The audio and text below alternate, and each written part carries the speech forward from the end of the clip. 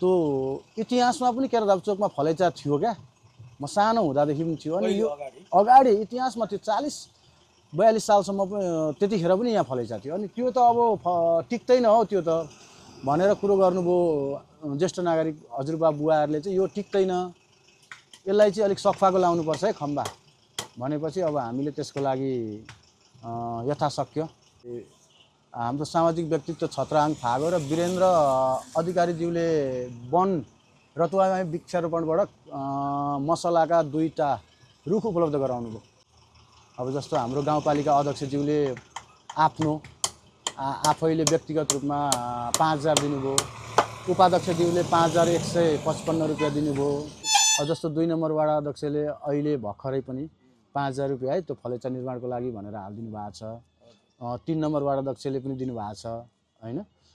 अनि 1 number ward अध्यक्ष केदारजीले पनि ल फलैचा राम्रै बन्दै रहेछ, म कि 5000 रुपियाँ नगदै भए पनि दिन्छु, हैन भने टिन भए पनि 1 बन्डल उपलब्ध गराइदिन्छु है, तपाईँहरूले राम्रै काम गर्नुभएको भनेर उहाँहरूले सम्पूर्ण जनप्रतिनिधिहरूले पनि सहयोग गर्नुभएको छ। अनि यहाँ यो फलैचामा आएर बस्नुहुने हाम्रा भाइ बहिनीहरू जो अहिले विदेशतिर कता कता छरिनु भएको छ, उहाँहरूले पनि विदेशैबाट ल है मेरो तर्फबाट पनि यति, मेरो तर्फबाट पनि यति गर्दा लागत हामीले सोचेको थियौँ 10-15 हजारले हुन्छ पहिले चाहिँ।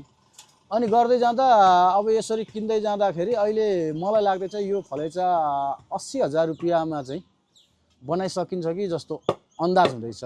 अहिलेसम्म हामीसँग 55,000 60,000 चाहिँ उठिसक्यो, त्यति चाहिँ कलेक्सन भइसक्यो अझै यसैको। अनि यहाँ गाउँले स्थानीयवासीहरूले पनि धेरै ठुलो सहयोग गर्नुभएको छ। त्यही सहयोगको आडमा हामीले फलैचा निर्माण गर्दैछौँ। यो अझै सहयोग गर्ने व्यक्तिहरू आइराख्नु भएको एकदम अहिले नै 50 जना पुगिसक्नुभयो अहिलेसम्म। भनेपछि अब सहयोग गर्ने व्यक्तिहरूलाई र अब आउने अब सहयोग गर्न इच्छुक हुने व्यक्तिहरूलाई तपाईँले यहाँबाट यस च्यानलबाट चाहिँ के भन्न चाहनुहुन्छ? यस्तो सहयोगदाता सम्पूर्णलाई मेरो तर्फबाट धेरै धेरै बधाई दिन चाहन्छु। उहाँहरूले यति ठुलो मन गरेर यति ठुलो हृदय राखेर यहाँ फलैचा बन्दैछ भन्दाखेरि हामी पर्सनल रूपमा कराउँदै माग्दै चिच्याउँदै जानु परेन। सोसल मिडियाको माध्यमबाट थाहा पाउनुभयो, उहाँहरूले माग्नुभयो क्युआर हालिदिनु के गरिदिनु, म यसरी दिएँ है भन्नुभयो। उहाँहरूलाई एकदम हामी सम्पूर्ण केरादाबवासी र मेरो व्यक्तिगत तर्फबाट पनि धेरै धेरै बधाई दिन चाहन्छु है। अब आउने सहयोगदाताहरू अझै पनि कति सहयोगदाताहरूले हामी दिन्छु है, मलाई अलिकति समय मिलिरहेको छैन भनिरहेको छ, उहाँहरूलाई पनि एकदम बधाई दिन चाहन्छु। जस्तो अब तपाईँले यहाँ सहयोग गर्ने व्यक्तिहरूको जस्तो अब कोहीले त 100 200 500 1000 त्योभन्दा माथि 5000 पनि दिने हुन्छ। हजुर हजुर।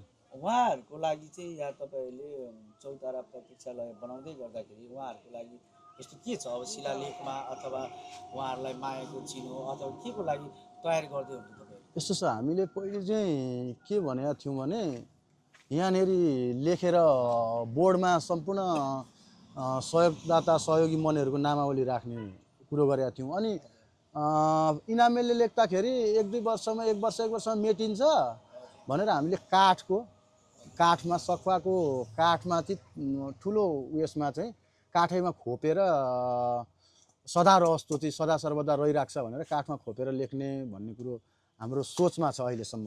अब त्यसको लागि अलिकति खर्च आउँदो रहेछ काठमा खोपेर लेख्न, त्यसैको लागि पनि हामी सहयोगदाताहरूसँग सहयोगी मनहरूसँग अलिकति फराकिलो मन गरिदिनु है भनेर भन्दैछौँ।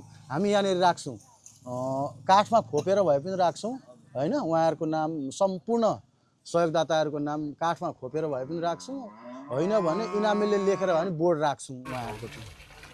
हजुर, यो सम्पूर्ण उहाँहरूले सहयोग गरेर मात्रै यो यति सम्भव भएको, त्यसैले हामी उहाँहरूलाई बिर्सन सक्दैनौँ, केरादाबवासीले बिर्सिने पनि छैनौँ। हजुरको शुभ नाम?